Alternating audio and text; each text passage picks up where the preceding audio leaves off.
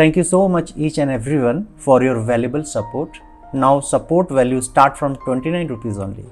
Hello everyone, this is Abhishek. India के सबसे बड़े लर्निंग चैनल में आप लोगों का स्वागत है, जिसको बनाने वाले हैं आप लोग। तो मेरा भी बनता है कि आप लोगों के लिए कुछ नए नए बेसिक ट्यूटोरियल लेके आऊँ, और वो भी बेसिक, बिल्कुल ही बेसिक है कि आप स्क्रैच से कैसे बना सकते हैं। आपने कभी पेंसिल उठाया नहीं है तो कैसे आप बना सकते हैं। तो ये सारी चीज़ें मैं आपको बताने वाला हूँ और बताया भी है। तो आज मैं आपको बताने वाला हूँ लेग्स के बारे में कि लेग को कैसे ड्रॉ करते हैं। इससे पहले मैंने जो डाला था वो हैंड का डाला था, जो कि खासा पसंद किया आप लोगों ने, और वो एक्सपोनेंशियली बढ़ भी रहा है। और इसके इंटरेस्ट को देखते हुए मुझे लगता है कि अब जितने भी बॉडी पार्ट्स हैं ना, एनाटॉमी है, वो आपके लिए लाना चाहिए, क्योंकि अभी एनाटॉमी के बारे में कोई बात नहीं करता है, सब पोर्ट्रेट के बारे में बात करते हैं। तो मुझे लगता है कि ये जो छोटी छोटी चीज़ें हैं ना, जैसे फिंगर है, हैंड है, लेग है, फीट है, शोल्डर है, ये सब, इन सब के बारे में आपको बताना चाहिए, तभी जाके कंप्लीट एनाटॉमी आती है।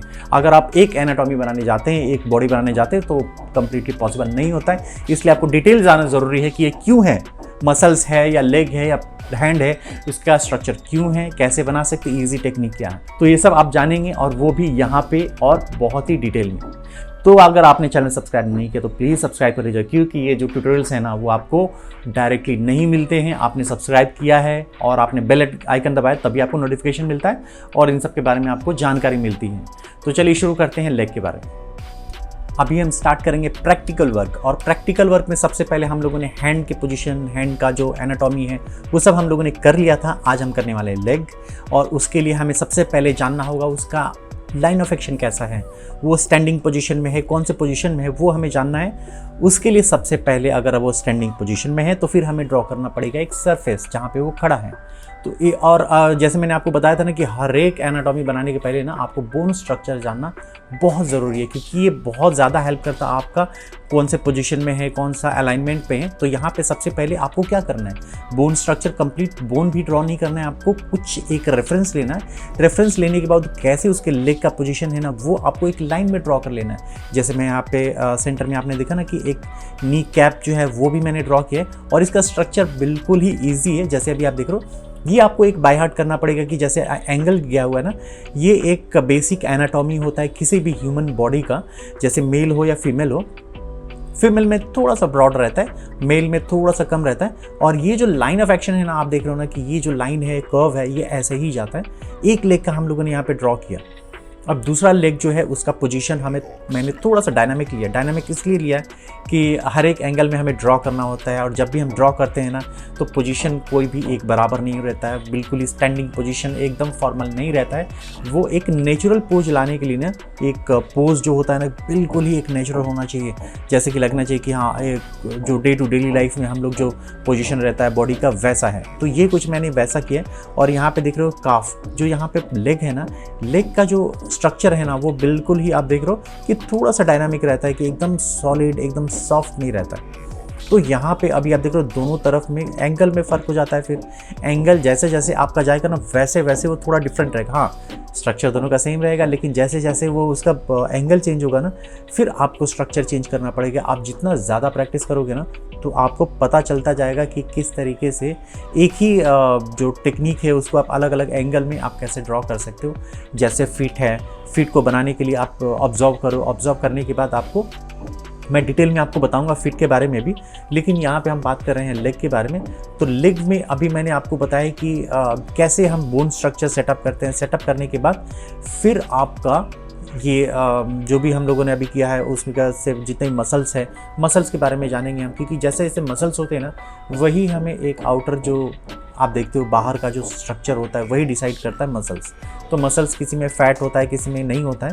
तो यहाँ पे एक जो नॉर्मल जो होता है ना, वो हम यहाँ पे ड्रॉ करें। लाइन ऑफ एक्शन जैसे हम लोगों ने इरेज कर लिया, और इरेज करने के बाद हम एक फाइनल लाइन भी ड्रॉ करना होता है। उसके पहले हम लोग जो भी हम लोगों ने पहले किया है, जैसे अभी आप देख रहे हो कि एकदम ज़्यादा हम लोगों ने बेसिक वर्क किया। इसके बाद धीरे धीरे हम लोग अभी देख रहे हो कि मसल्स के बारे में जानना चाहिए हमें। तो जो भी मेडिकल के स्टूडेंट हैं उनको तो पता ही रहता है, और लेकिन हमें भी थोड़ा बहुत जानना चाहिए, क्योंकि बहुत सारे ऐसे आर्टिस्ट हैं जिनको डॉक्टर से भी ज़्यादा मसल्स के और जितने भी बॉडी पार्ट्स हैं ना, उनकी नॉलेज है।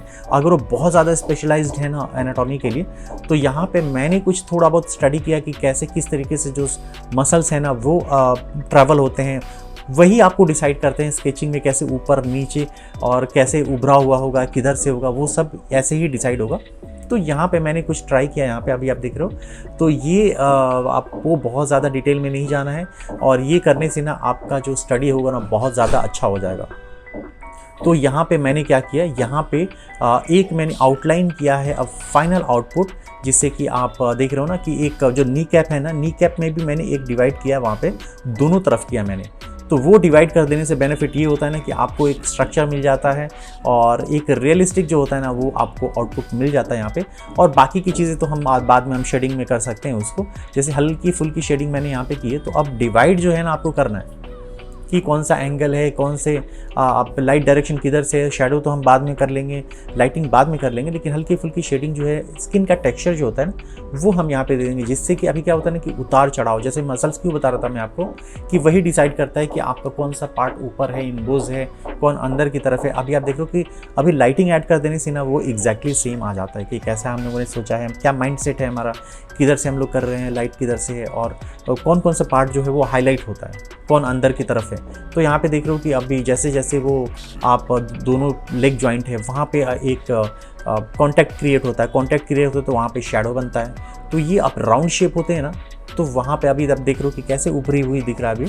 अभी दोनों पार्ट जो आप दोनों लेग का देख रहे हो उभरा हुआ दिख रहा है, क्योंकि अब आपको क्ले मॉडलिंग आती है या फिर आप एक लाइटिंग एक नॉर्मल ह्यूमन बॉडी को भी देखेंगे ना तो ऐसा ही स्ट्रक्चर होता है। तो ये कुछ मैंने स्टडी की है, अब स्टडी करने से ही ये सारी नॉलेज मिलती है। तो अगर आपको बहुत ज़्यादा डिटेल में जाना है ना तो आप मेरे साथ ज्वाइन भी कर सकते हो। ज्वाइन मीन्स कि मेरे ऑनलाइन कोर्सेज हैं उसको आप ज्वाइन कर सकते हो, और जितने भी लेग हैं, लेग की जो अलग अलग स्ट्रक्चर हैं, अलग अलग एंगल है, वो सब मैं आपको ड्रॉ करके बताऊंगा, लेकिन वो जो है वो आपको मिलेगा ऑनलाइन क्लासेस में।